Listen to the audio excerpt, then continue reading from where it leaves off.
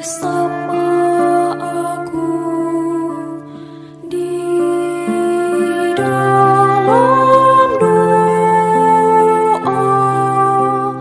di dalam doa. Salam sahabat doa kekuatanku, jumpa lagi bersama dengan kami di Doa Kekuatanku Channel 21 April 2022. Sapaan Sabda Tuhan hari ini dari Injil Lukas bab 24 ayat 35 sampai 48. Doa dan permenungan kita hari ini akan dibawakan oleh Suster Maria Dominik PRR dari komunitas PRR Pringgolayan Yogyakarta. Renungan dipersiapkan dan akan dibawakan oleh Suster Maria Virgo PRR dari komunitas PRR Novisiat Triangkemie Flores Larantuka dengan tema Menjadi Saksi Kristus yang Bangkit. Mari kita mempersiapkan diri untuk mengundang kehadiran Roh Kudus dalam lagu.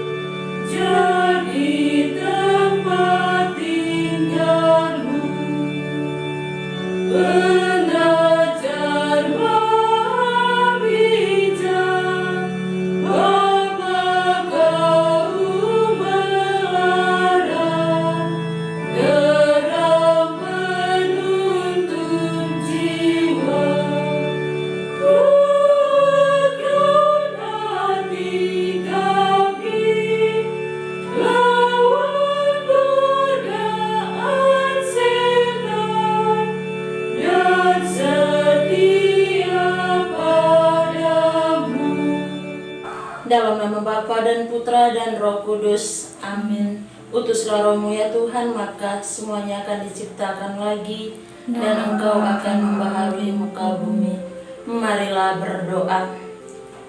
Allah Bapa yang Maha Kasih, kami bersyukur atas kelimpahan rahmat-Mu dalam hidup kami, khususnya rahmat perlindungan-Mu bagi istirahat kami pada malam yang telah kami lewati.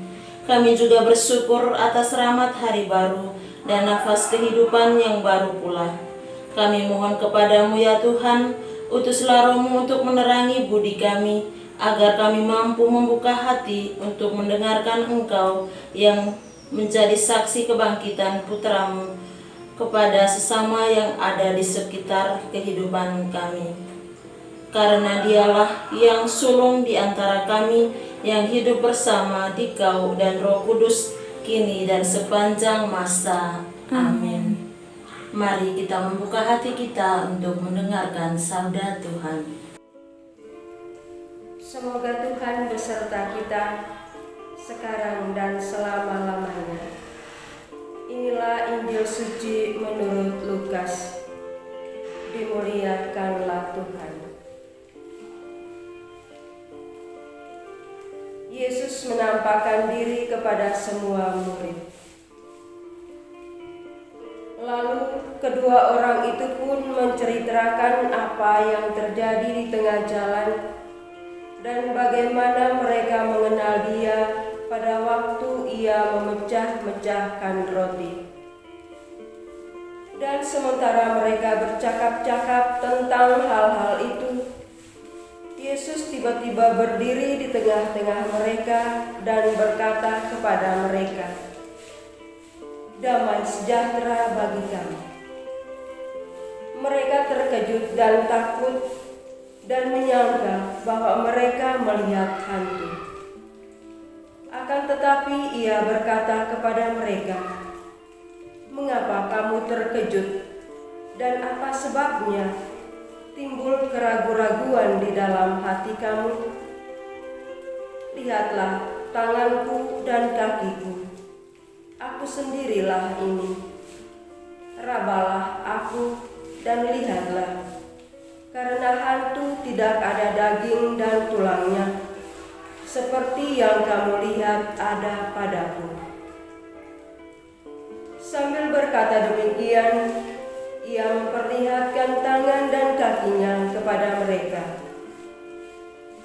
Dan ketika mereka belum percaya karena girangnya dan masih heran, berkatalah ia kepada mereka, "Adakah padamu makanan di sini?" Lalu mereka memberikan kepadanya sepotong ikan goreng. Ia mengambilnya dan memakannya di depan mata mereka. Ia berkata kepada mereka, "Inilah perkataanku yang telah kukatakan kepadamu ketika aku masih bersama-sama dengan kamu, yakni bahwa harus digenapi semua yang ada tertulis tentang aku dalam kitab Taurat Musa dan kitab nabi-nabi dan kitab Mazmur." Lalu ia membuka pikiran mereka sehingga mereka mengerti kitab suci. Katanya kepada mereka, "Ada tertulis demikian, Mesias harus menderita dan bangkit dari antara orang mati pada hari yang ketiga. Dan lagi dalam namanya, berita tentang pertobatan dan pengampunan dosa harus disampaikan kepada segala bangsa, mulai dari Yerusalem. Kamu adalah saksi dari semuanya ini. Dan aku akan mengirim kepadamu apa yang dijanjikan Bapakku.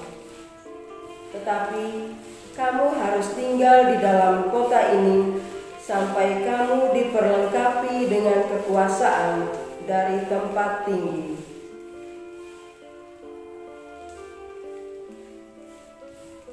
Demikianlah sabda Tuhan. Terpujilah Kristus. Menjadi saksi Kristus yang bangkit.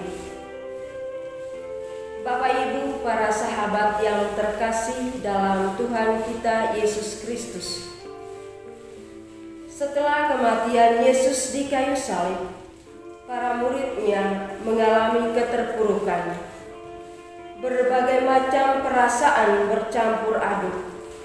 Rasa kecewa, rasa cemas, rasa bingung, dan juga sedih. Dari semua perasaan itu menghantar mereka kepada keputusasaan dan tercerai-berailah mereka. Sampai-sampai mereka berniat untuk kembali ke tempat asal masing-masing, untuk kembali menjalankan pekerjaan mereka seperti sedia kala. Demikianlah seperti yang terjadi pada kedua murid asal Emmaus.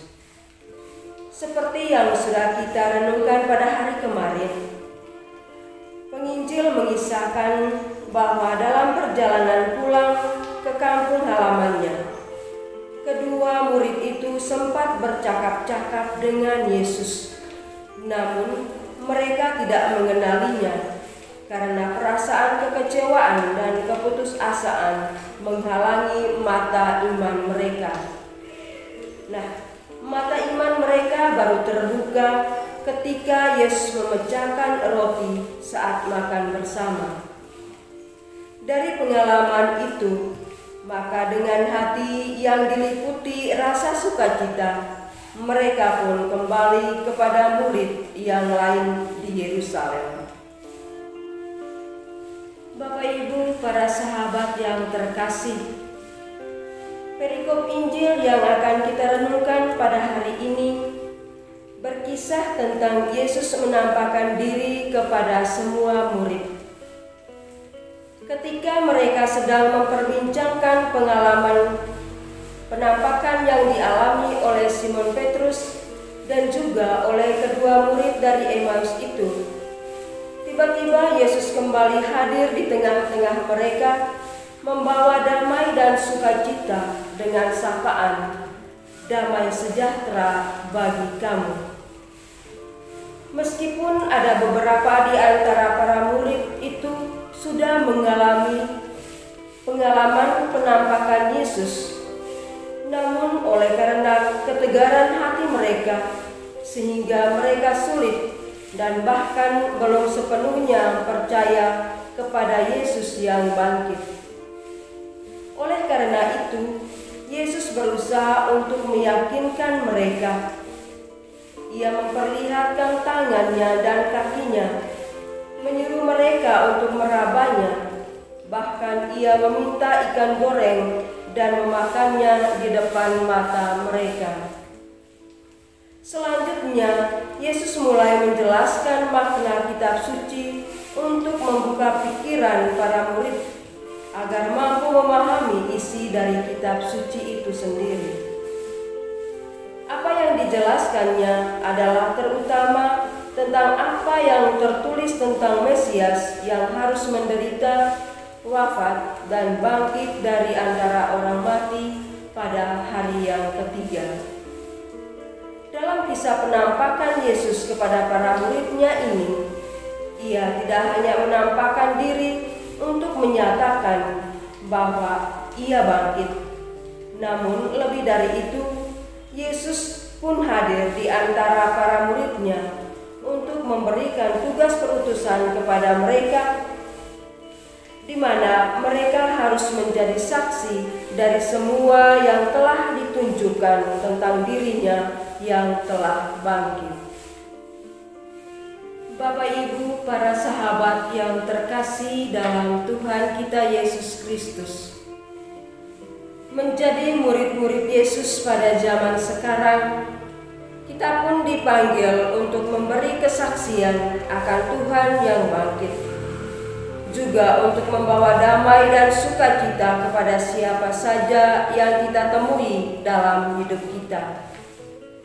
Bisa dikatakan bahwa tugas perutusan ini tidak mudah untuk dilaksanakan, karena sebagai manusia, terkadang kita bersikap sombong dan angkuh, yang tak jarang juga melahirkan pertentangan di antara kita, baik di dalam keluarga, di tempat kerja, maupun di dalam hidup bermasyarakat.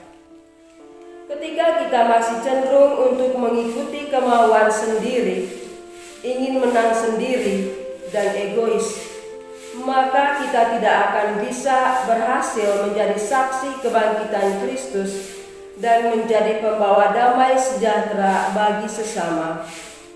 Oleh karena itu, hendaklah kita berusaha untuk mematikan sikap egoisme dalam diri dan menjadi pribadi yang selalu mengutamakan kepentingan umum, kepentingan mereka yang kita layani, baik dalam keluarga, di tempat kerja, maupun dalam hidup bermasyarakat, agar mampu menjadi saksi kebangkitan Kristus melalui teladan hidup iman kita.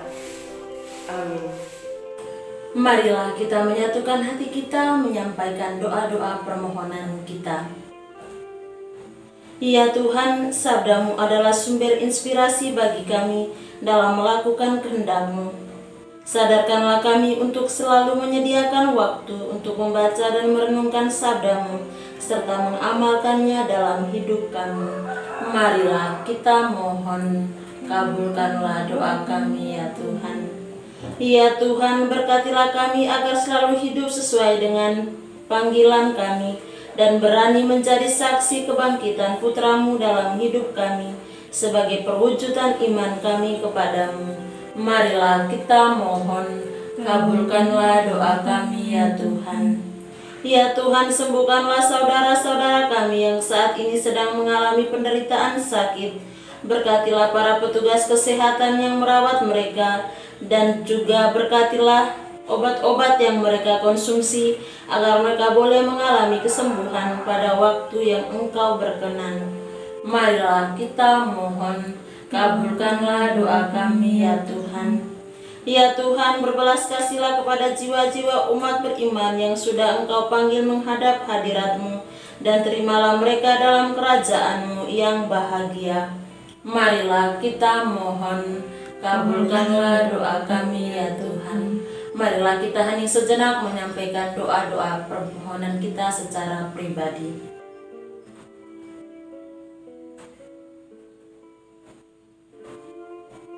Marilah kita mohon, kabulkanlah doa kami ya Tuhan. Marilah kita satukan segala doa dan harapan hati kita dengan doa yang diajarkan Yesus kepada kita. Bapa kami yang ada di surga, dimuliakanlah nama-Mu, datanglah kerajaan-Mu, jadilah kehendak-Mu di atas bumi seperti di dalam surga. Berilah kami rezeki pada hari ini, dan ampunilah kesalahan kami, seperti kami pun mengampuni yang bersalah kepada kami. Dan janganlah masukkan kami ke dalam pencobaan, tetapi bebaskanlah kami dari yang jahat. Amin. Salam Maria, penuh rahmat, Tuhan serta-Mu. Terpujilah Engkau di antara wanita, dan terpujilah buah tubuh-Mu, Yesus. Santa Maria, Bunda Allah, doakanlah kami yang berdosa ini, sekarang dan waktu kami mati. Amin. Kemuliaan kepada Bapa dan Putra dan Roh Kudus, seperti pada permulaan, sekarang, selalu, dan sepanjang segala abad. Amin. Yesus Kristus, Anak Allah yang hidup terang dunia, aku sembah sujud kepadamu. Untuk Engkau aku hidup, untuk Engkau aku mati. Yesus Kristus, Anak Allah yang hidup terang dunia, aku sembah sujud kepadamu. Untuk Engkau aku hidup, untuk Engkau aku mati. Yesus Kristus, Anak Allah yang hidup terang dunia, aku sembah sujud kepadamu. Untuk Engkau aku hidup, untuk Engkau aku mati. Santa Maria Regna Rosari, doakanlah kami. Santo Yosef, doakanlah kami. Santo Gabriel, doakanlah kami. Para kudus pelindung kami masing-masing, doakanlah kami. Terpujilah kiranya Yesus Kristus sampai selama-lamanya. Amin. Dalam nama Bapa dan Putra dan Roh Kudus. Amin. Terima kasih Bapak Ibu, para sahabat, saudara-saudari yang terkasih, untuk kebersamaan kita dalam doa dan permenungan hari ini. Jumpa lagi bersama dengan kami di doa dan permenungan kita hari selanjutnya. Kami hadir menyapa setiap hati.